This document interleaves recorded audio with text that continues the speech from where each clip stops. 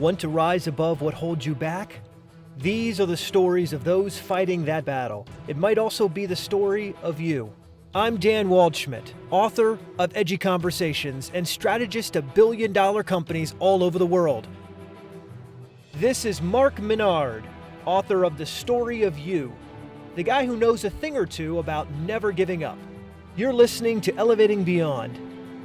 Let's get started. Hello, everyone, and welcome back to Elevating Beyond with a two-word mission statement, change lives. And you are in for a huge surprise of what we're getting ready to release with this show from the live leadership speaking series that I've been doing, especially this topic that we've been airing on conflict. We're going to dive much deeper into it at a whole more amazing level. And you all need to remember this, I can't say this enough. In healthy organizations that are doing well, you're supposed to have healthy conflict. It's unhealthy to be avoiding that conflict, which is what so many people do. So we're going to talk about, not only in this are you going to hear about the danger of avoiding conflict and how to do it right and confront it the right way. I'm going to share more in depth the story of communication and conflict, why not to text conflict, how to end and resolve conflict and crush it with a 2-minute phone call. I'm going to talk about dealing with Mr. Negative Face in conflict, you'll hear, and also something that's really important, the 24-hour rule. So we're just going to let this play. I'm actually in my other office at Dreamshine right now. My girls, Nevaeh and Harjana, are sitting in here with me doing a great job being quiet. Girls, you want to say hi to everyone? Say hi. I don't know if they can hear you. That's Nevaeh and Harjana. They're in here. And look, we're getting ready to have a very special thing at my company Dreamshine today, just to let all of you know, for Thanksgiving, what we do is every year, it's become an annual tradition here, we have our Thanksgiving meal that we serve to all of our amazing individuals with developmental disabilities, over 40 of them, which we're going to be serving an awesome Thanksgiving dinner, lunch, whatever it may be today, which is part of our tradition. All my amazing team members, the Dream Team, will be part of it. I'll be sharing some clips, so watch it on social media, like my YouTube channel, you'll see it at Mark Minard on Instagram, even on TikTok now, that's right, at Mark Minard, Facebook, you know it. So check it all out. This is a special day, and I'm just going to let it flow and let it play, and we're going to crush this conflict. Because the thing is, you're going to have conflict. You're going to have problems come up. Healthy conflict is how you actually resolve them. So, some pointers here. Again, we don't have all day to do this, but one of them is I text like crazy, and I love texting, I love emailing, it's fast, it's quick, but when it comes to conflict, stop texting. Either have a quick in-person meeting, if you can, Skype, Zoom, or a quick 5-minute phone call. And let me give you an example. It was 2 years ago when I was in a meeting, and my son sent me a text, and I started getting so angry during this meeting. My heart was beating out of my chest. And so you're wondering, okay, why, Mark? What did he do? Well, normally I'm not on my phone. If I'm in a meeting, I put my phone down, I'm giving my full attention, but my phone is going off and off. It's 30 texts, and I look, and my son's call me, please call me. He's 17. So I tell the person, I'm so sorry, I have to make sure this isn't an emergency. So I pick it up, I just step out for a second, I call him, I'm like, Mo, what's up? I'm in the middle of a meeting. And he's like, oh, Dad, randomly, we're having 9 people over from the football team tonight. Wasn't planned, he didn't say that in the text. We need you to order us pizza. And I even replied, I'm like, okay, I'll be done in 30 minutes with this meeting, and then I'll be happy to order you guys pizza. And even in my head, I was like, unbelievable. But anyway, that was, and he writes back, fine. And I'm like, I can feel my pulse right now, just sharing this. So I don't respond. I go back into the meeting. I sit down, like we're having the meeting, and I'm trying not to, I'm like, fine. Like I'm listening to the person we're talking, I'm like, that little punk, like I said yes. I told him I'm gonna order the pizzas. This wasn't even planned. And like, I get through the meeting and I'm just like, okay, thank you so much, have an awesome, and I'm like, I'm boiling at this point. I'm like ready to call him and go off. So I call my son and I'm like, I told you I would call you after the meeting. What's your problem? You writing me, and he's like, Dad, wait. I'm like, what? He's like, I just meant like, fine. Like, no, it's cool. And I was like, oh, okay. But can you imagine if you're having conflict, or when team members are having conflict, literally just from that, had I not talked to him and just heard from his voice, I just meant fine.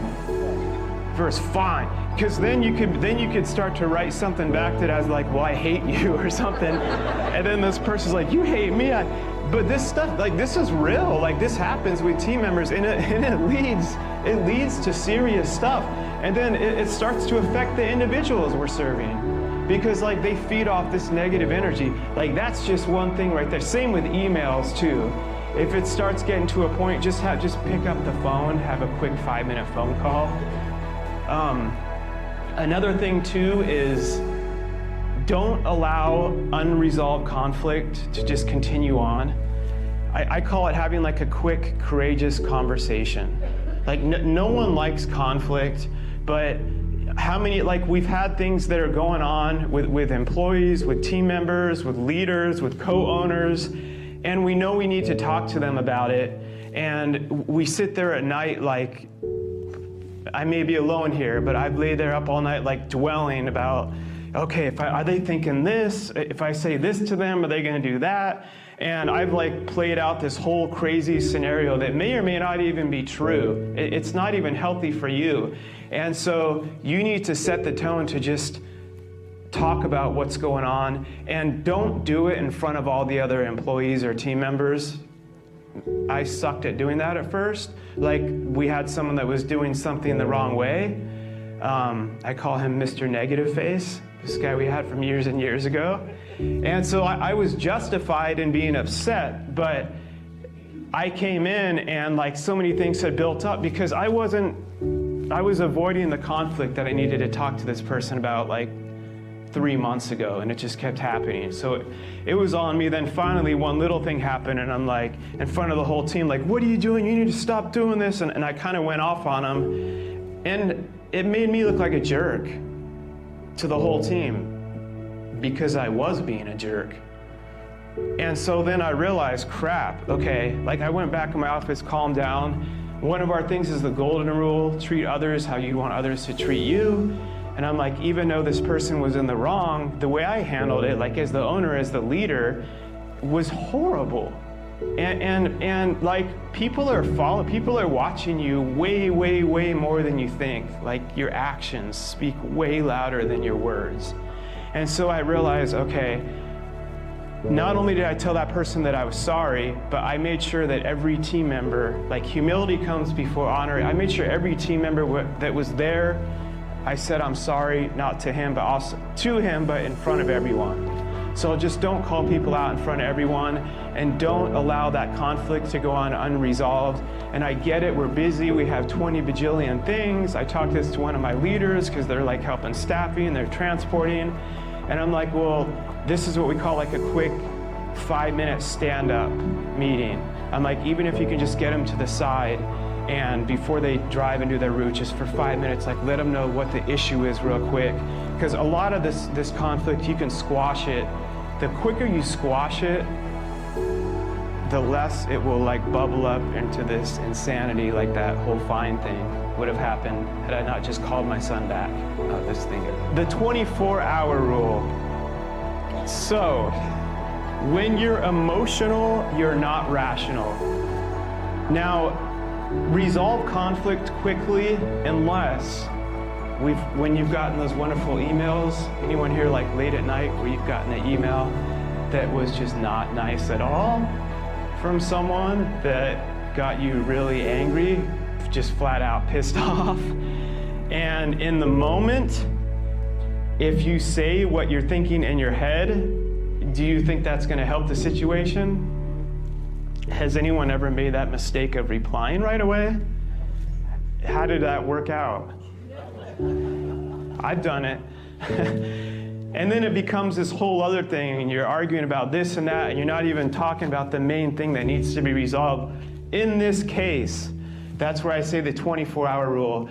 Allow yourself, I'm not gonna lie, I've even written up a draft email that included a lot of like 4-letter words in it, and that was like therapeutic for me. And I didn't send it, I saved it. I was like, all right, that feels good. And I just saved the draft. I went to sleep, I slept good, I woke up the next day, 24 hours later. I wasn't just reacting off my emotions, I was able to calm down. And then in that case, I would say don't even email, have a phone call. But I didn't say what I wanted to say, and we were able to have a way better conversation and actually resolve the issue without me creating it to be way worse of an issue. So, another thing is you suck at being uncomfortable. Listen, so many people here that I'm talking to, everyone is struggling in all different areas.